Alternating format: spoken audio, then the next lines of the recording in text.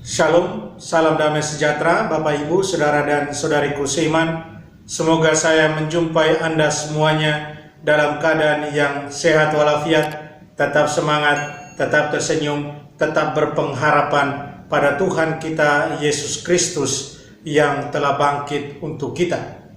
Saya Pater Adi Tiala SPD senang berjumpa kembali dengan Anda dalam permenungan harian Sabda Tuhan Embun Sabda di hari Minggu Paskah yang kedua, 11 April 2021, hari Minggu Kerahiman Ilahi. Saudara dan saudariku, saya ajak Anda hari ini merenungkan soal iman. Iman kita bertumbuh dalam kebersamaan, bertumbuh dalam hidup komunitas, bertumbuh dalam hidup menggereja kita. Demikian pun sukacita karena iman itu. Sukacita iman hadir karena hidup dalam kebersamaan. Kebersamaan karena Tuhan kita Yesus Kristus yang kita percayai dan imani itu. Saudara dan saudariku dalam Tuhan Yesus yang telah bangkit. Kisah Yesus yang menampakkan diri sesudah kebangkitan dalam Injil hari ini mengajak kita merenungkan dua hal penting dalam pertumbuhan iman kita, dalam hidup beriman kita yang percaya pada Kristus yang bangkit itu. Pertama, soal hubungan antara beriman dan hidup dalam kebersamaan atau hidup berkomunitas. Iman tidak mengalami pertumbuhan dalam kesendirian, itu pasti. Iman tidak mengalami pertumbuhan dalam kesendirian, tidak akan bertumbuh dalam kesendirian. Memang penting kita membutuhkan waktu untuk menyendiri, untuk bermenung, untuk menyepi, tetapi bukan untuk menghindari komunitas, bukan untuk menghindari kebersamaan kita sebagai komunitas gereja.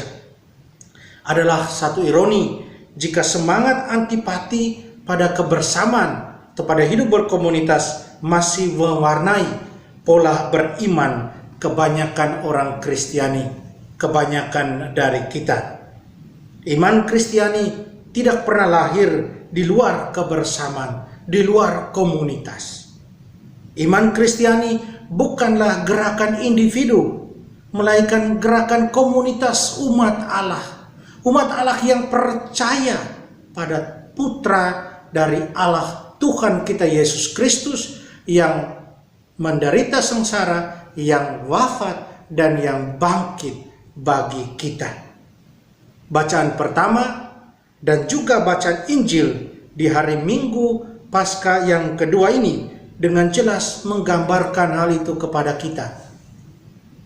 Saudara dan saudariku seiman, itu hal yang pertama. Bahwa hidup beriman tidak bisa hidup dalam kesendirian. Hidup beriman bertumbuh dalam kebersamaan, dalam komunitas umat Allah. Yang kedua, dalam hidup beriman, kita mengenal Tuhan Yesus. Bacaan Injil hari ini mengajak kita juga untuk melihat bagaimana kita mengenal dan mengalami Tuhan Yesus yang bangkit itu. Permenungan ini berangkat dari apa yang dikatakan oleh Thomas dalam bacaan Injil.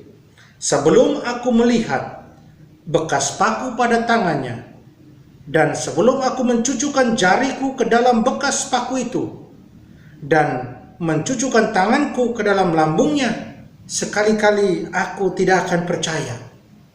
Saudara dan saudariku, apa yang dikatakan Thomas ini menarik, yang bisa kita renungkan dengan satu yang berbeda.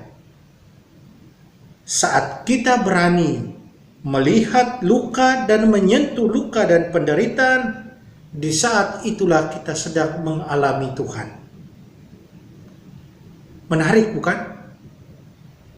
Saudara dan saudariku seiman, Apa yang terjadi pada Thomas juga bukan saja menunjukkan bahwa dia membutuhkan apa yang dinamakan berpikir secara kritis, menggunakan rasio dalam mengenal Tuhan Yesus. Tetapi Thomas kurang dalam hal beriman dengan dan dalam kebersamaan. Thomas mengandalkan rasionya, pikirannya. Thomas tidak percaya iman yang lahir dalam kebersamaan mereka sebagai pengikut Tuhan. Thomas butuh bukti nyata. Dia sedikit kurang dalam hal ini. Tetapi bukan berarti tidak penting beriman dengan menggunakan rasio. Saudara dan saudariku, karena itu penting bahwa hidup beriman yang ada dalam kebersamaan, dalam hidup berkomunitas juga harus tumbuh dengan rasio, dengan pikiran. Sehingga apa? Sehingga dengan bukti yang ada di hadapan kita, dengan iman yang bertumbuh dalam kebersamaan itu, dalam komunitas umat Allah, kita kemudian bisa melihat penderitaan dan luka orang lain. Kita bisa mengalami sehingga Yesus pun menjadi nyata di hadapan kita. Real Yesus ada di hadapan kita yang bisa kita lihat, kita alami. Saudara dan saudariku seiman, hari ini adalah juga hari Minggu Kerahiman Ilahi. Yohanes Paulus kedua, Santo Yohanes Paulus kedua, Bapa Suci saat itu menetapkan hari Minggu Paskah yang kedua sebagai hari Minggu Kerahiman Ilahi.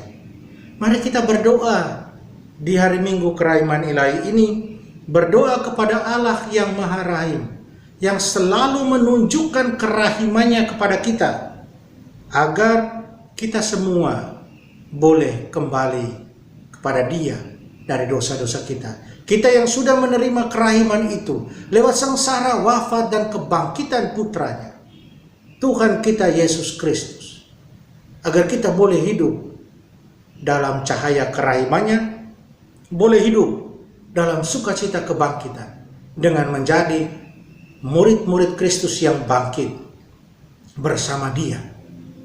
Dan juga kiranya pesta kerahiman ilahi semakin membuat kita juga untuk hidup bermurah hati dan bersemangat dalam mengampuni, dalam hidup berbelas kasih, seperti Allah kita yang adalah berbelas kasih itu.